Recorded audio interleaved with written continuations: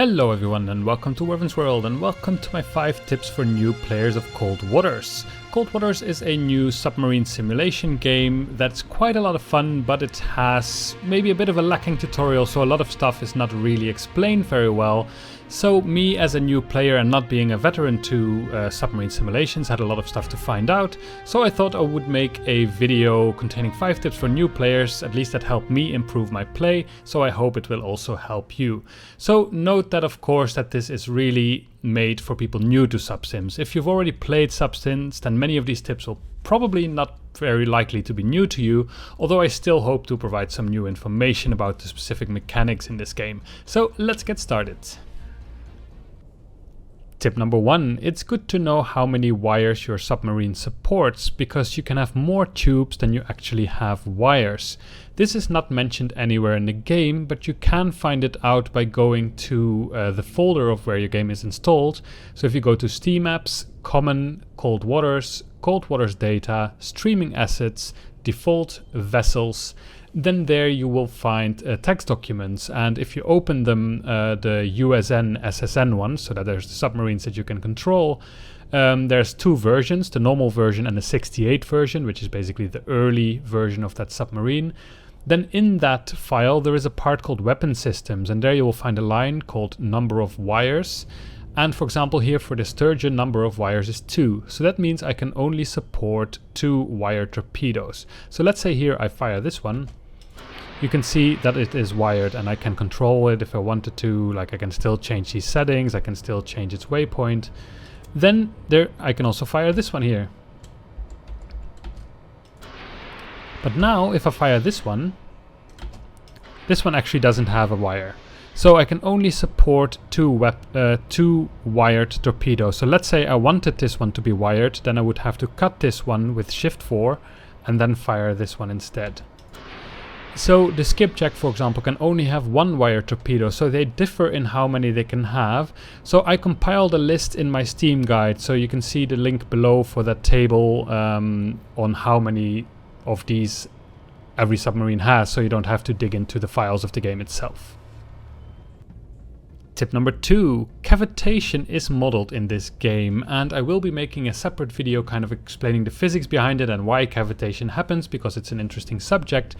But in layman terms, it's basically the production of bubbles behind your submarine, and those bubbles will pop and that will produce a lot of sound, and making sound is very bad as a submarine, so you don't want that to happen. Now, as you can see here, I'm at 269 feet, but I'm not producing any bubbles. So if I go faster,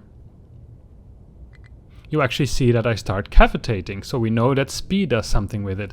But if I go down and make it a bit faster, you see that I actually stop cavitating. Now the reason for this is that there is a formula in the game, and the formula is cavitation depth is 20 times speed in knots minus 100. So from that we can basically calculate how much speed we can have at certain depth to not cavitate. So let's say our speed in knots is 20, then it's 20 times 20 is 400 minus 100, then from 300 feet and above we will cavitate. If we have a speed in knots of 10, that's 20 times 10 is 200 minus 100, then we will only cavitate at a depth of 100 and above. So this formula tells me when we will cavitate, and this formula at the moment is the same for every submarine. This might change at some point, because historically that's not entirely accurate. The different submarines might cavitate at different points, but at the moment this is the formula. So I will make another video kind of explaining more about this cavitation, and I will link it here in the video once that is done. But for now, know that both speed and depth affects your cavitation. Tip number 3, at the moment the game does not have a unit guide while you are in the game. So there is one in the main menu, but while you're playing and you're kind of identifying targets, you might not know, if you are like me and you're not a history buff, then you might not know what this means. What is an Anderson mod? What exactly is a Sverdlov? So in case you get a mission, for example, sink the transports, you might not entirely know what to target. So what you can do is you can go to conditions, and as you can see here now I have the Sverdlov targeted, and I can see here in the drawing that it's a attack ship. I can also press T again, and now I have a humpback, and this is actually a bio, so it's an animal, and it's kind of like a sunk boat at the moment. If I press T again, Then I can see another destroyer, which is the cash-in. And then if I press T again, then the icon suddenly changes, and you can see that this is more like a transport ship. One thing that's good to know as well is that this transport ship doesn't have any active or passive sonar. So if I press T, then the Sverdlov also doesn't have it, and if I press T, the Humbug of course also doesn't have it, but the cash-in does have it. So I need to take care not to get too close to the cash-in, but the other two will have a very hard time detecting me. Tip number 4, the AI of the game does not change depending on the difficulty that you have. So if you have normal, easy, hard or elite, it doesn't change anything about the AI. However, it does change a lot of things, and you can find that in the config file in the install folder of the game. So it actually changes how many hull points you have, so basically hit points. It changes how many hit points the enemies have. It changes how much noise you make, how much noise the enemies make, how fast you are at finding a solution to your enemy, how fast the enemy is at finding a solution to you, then how long it takes to repair while you're in combat, and then how long it takes you to reload weapons while in combat. It also changed some things in a campaign. It changes your start points, it changes the win mission modifier, which I'm not entirely sure what it is. It also changes the fail mission modifier. Then it changes how much ships count as how much tons, so there's a tonnage sunk modifier. Then there is a time in port modifier, so you spend less time in port. You also spend less time restocking if it's easier, less time repairing. There's also less rescue time modifier if you abandon ship. And then the number of ASW, so basically all the planes and helicopters that are looking for you, is reduced as well. So all these things scale with the difficulty.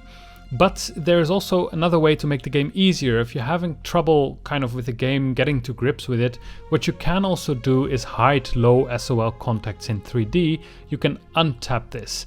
So next time you will play, basically whenever you find a target, you will immediately be able to see where that target is in 3D.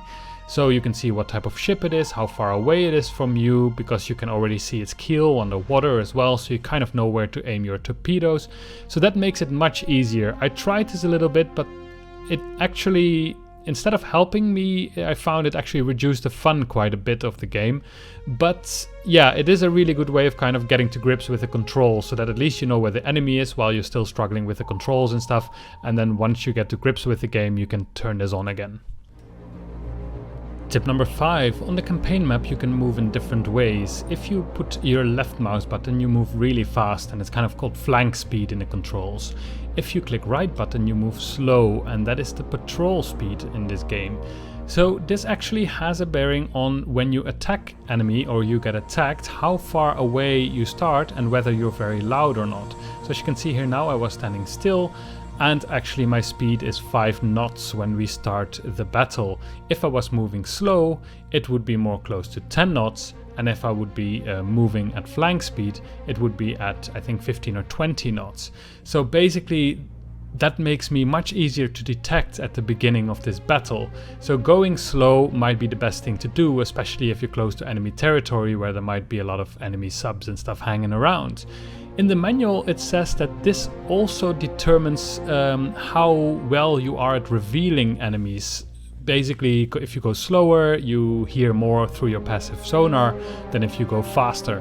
However, I've been playing around with this a little bit, and I personally haven't really been able to see a difference. But of course that doesn't mean that it isn't there. At least the manual says that there should be a difference. So if you stand still, you see more than if you would move. And moving slowly, you see more than if you move fast.